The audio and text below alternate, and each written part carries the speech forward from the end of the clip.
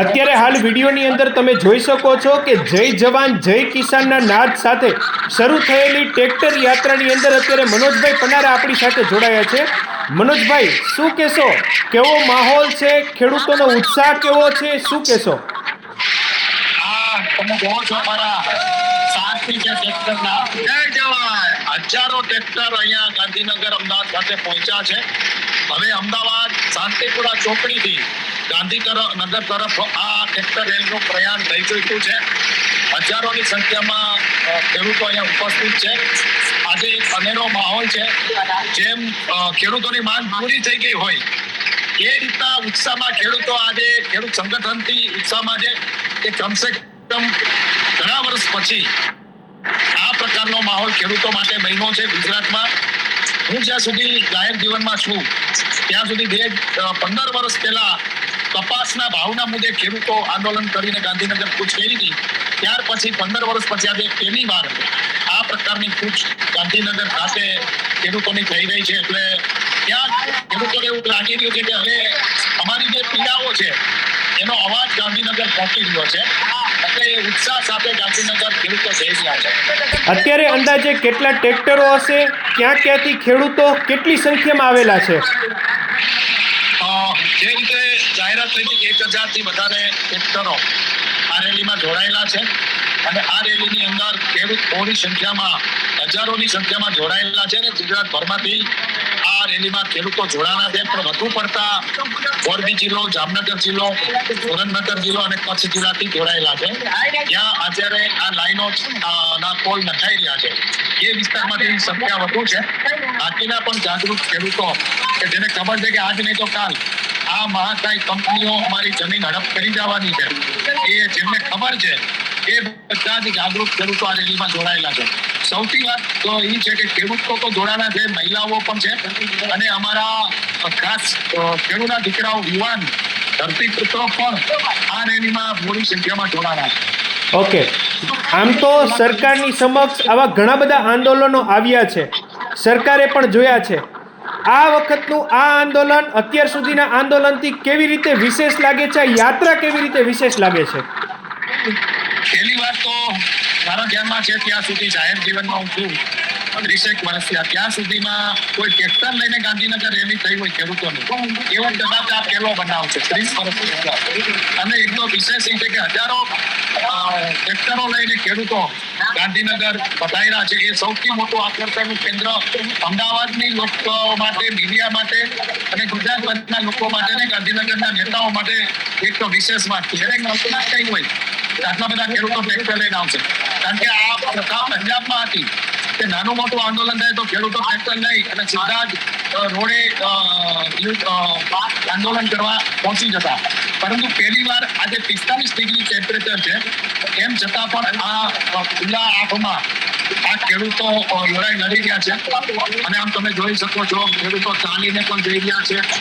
આ રીતે ખુલ્લા આસમાનમાં પણ ખેડૂતો આ રીતે ટ્રેક્ટર રેલીમાં જોડાના છે.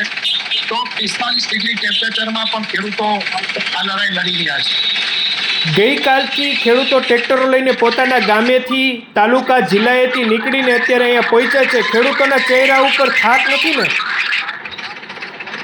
ખેડૂતનો દીકરો ક્યારેય થાકે નહીં. આ તો એને 48 કલાક કામ કર્યું છે. કદાચ એવું બને છે કે ખેતીની સિઝનમાં ખેડૂતને 10-15 દિવસ સુધી સતત કામ રહે, 2-4 કલાકની ઊંઘ જેના ભાગમાં આવતી હોય, આમ છતાં પણ એ ધરતી પુત્રો હંમેશાને માટે કામ કરતા હોય છે, મહેનત કરતા હોય છે અને દેશના અને દુનિયાના લોકોનું પેટ ભરતા હોય છે. તો આ ખેડૂતોને થાક શું કહેવાય એ એના ચહેરા ઉપર ખબર પણ નથી. ઓકે, અત્યારે તમે જુઓ છો ત્યાં સુધી મોટા ભાગે માત્ર શું ખેડૂતો જ આ ટ્રેક્ટર યાત્રાને સમર્થન આપી રહ્યા છે કે અમદાવાદ, ગાંધીનગરના લોકો પણ અત્યારે વધારવા માટે અહીંયા ઊભા છે? ના, ખૂબ દુઃખની વાત કહેવાય કે જે ખેડૂતો રાત દિવસ મહેનત કરી, પરસેવો પાડી, ટાઢ તડકો વરસાદ વેચી, જીવ જંતુઓનો પણ જેની દર રાખ્યા વગર આ ખેડૂતો લોકોના પેટ ભરતા હોય છે. પરંતુ જે મેટ્રો સિટીમાં રહેતી શહેરની લોકો છે, શહેરના જે એસી ગાડી ને, એસી કાર ને, એસી બંગલા ને, એસી ઓફિસમાં બેસવા વાળા, એમનો સપોર્ટ બહુ ઓછો નહીં પણ નહીવત અથવા તો ના કહી શકાય એવો જ છે.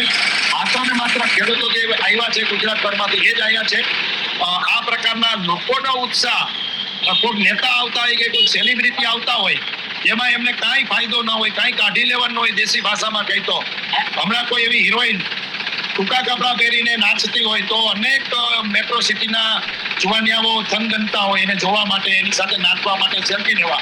પણ સાચો હીરો ખેડૂત એ પોતાનું વતન છોડી અને આજે આમાં એવા કેટલાય લોકો ખેડૂતો છે જે પહેલી વાર ગાંધીનગર આવ્યા છે. તો એવા હીરો જેને રાત દિવસ માત્ર ઢેફા ભાગ્યા છે, પાણી વાળ્યું છે, અન્ન પેદા કર્યું છે, શાકભાજી પેદા કર્યું છે, દૂધ પેદા કર્યું છે, એવા માલધારી અને ખેડૂતો જ્યારે અસલ હીરો દેશના કહેવાય. સરદાર પટેલે કીધું છે ને કે ભાઈ ઊંચું માથું કરીને હાલવાનો એમને જ અધિકાર છે જે ખેડૂત છે. તો આ ખેડૂતો જ્યારે અહીંયા પધાર્યા છે ત્યારે અમદાવાદની પ્રજા અને ગાંધીનગરની પ્રજા એમના સ્વાગતની જે મોકો કહેવાય એ ચૂકી ગઈ છે. ખેડૂતોના સ્વાગતનો મોકો આ લોકો ચૂકી ગયા છે. એ દુનિયાના દેશોના વિડીયો જોયા છે ખેડૂત આંદોલનના, પંજાબના પણ જોયા છે કે લોકો ફૂલથી, અબીલ ગલાલથી ખેડૂતોનું સ્વાગત કરતા પોતાના શહેરોમાં. પરંતુ અહીંયા અમદાવાદની પ્રજા સેલ્ફિશ હોય એવું લાગી રહ્યું છે. અત્યારે જે યાત્રા શરૂ થઈ છે એક્ઝેક્ટ કયા ચોકથી ચાલુ થઈ છે અને કેવડો રાઉન્ડ લાગશે, કઈ જગ્યા પર જશે? અમને ગાંધીનગર જવાની પરમિશન નથી આપી. ઓગણસ સર્કલ સુધીની એટલે વૈષ્ણવદેવી સર્કલ પહેલા અમને ઉભા રાખી દેવામાં આવશે. અમને આગળ જવા દેવામાં નહીં આવે. અને અમે પણ ગાંધી ચિંધ્યા માર્ગે કોઈ ખેડૂતનું ટ્રેક્ટર કે કોઈ ખેડૂત કાયદાની આટલી ડ્યુટીમાં ફસાઈ ન જાય એટલા માટે ઓગણજ ની આજુબાજુ એક પ્રાઇવેટ પ્લોટની અંદર બધા ટ્રેક્ટરો પાર્ક થશે અને ત્યાં એક સભા થશે અને સભા પછી ખેડૂત આગેવાનો જે છે એ સરકારના પ્રતિનિધિને મળવા જશે. ઓકે, પેટનું પાણી હલે એવું લાગે છે સરકારનું? હા, ચોક્કસ. કારણ કે આ 18 વરણ જાત ધર્મ બધું ભૂલી અને ખેડૂત બનીને અહીંયા એકત્રિત થયું છે 18 વરણ. અને આ પીડા માત્ર મોરબી જિલ્લાના ખેડૂતોને જ એવું નથી, 100 થી વધારે વીજ લાઈનો આડાઅવળી લગાવવાની છે આખા ગુજરાતમાં. તો કોઈ ખેડૂતનું ખેતર બાકી નહીં એવું દેખાય છે. એટલે 18 આલમ અહીંયા ખેડૂત બનીને પધારી છે અને મને લાગે છે કે સરકારનું પાણી ચોક્કસ હલી ગયું છે. ઓકે, બીજું કઈ વિશેષ આપ મોરબીના લોકોને ખાસ અમારા માધ્યમથી કહેવા માંગતા હો? મારે તમને વિડીયો બતાવો છે, તમે જોઈ શકો છો. ધ્વજ સાથે ટ્રેક્ટરો જઈ રહ્યા છે. બહુ સરસ મજાનો માહોલ છે અને ખેડૂતમાં ઉત્સાહ પણ છે અને સ્વયંભૂ ખેડૂતો આવેલા છે સ્વયં ખર્ચે. આમાં કોઈ ડોનર નથી, કોઈ દાતા નથી. સ્વયંભૂ પોતાના ટ્રેક્ટર પોતાની ફરજ સમજી આટલા લોકો પધારે એ બહુ મોટી વાત છે અને ક્રાંતિની શરૂઆત ગુજરાતમાં થઈ રહી છે. હવે ખેડૂતોને કોઈ દબાવી નહીં શકે એ વાત નિશ્ચિત છે. આવતા દિવસોમાં ખેડૂતોની બાકીની જે માંગો છે એ પણ સરકારે પૂરી કરવી પડશે એવું મને લાગી રહ્યું છે. થેન્ક યુ સો મચ મનોજભાઈ, અમારી સાથે જોડાવા માટે આપનો ખૂબ ખૂબ આભાર. Thank you.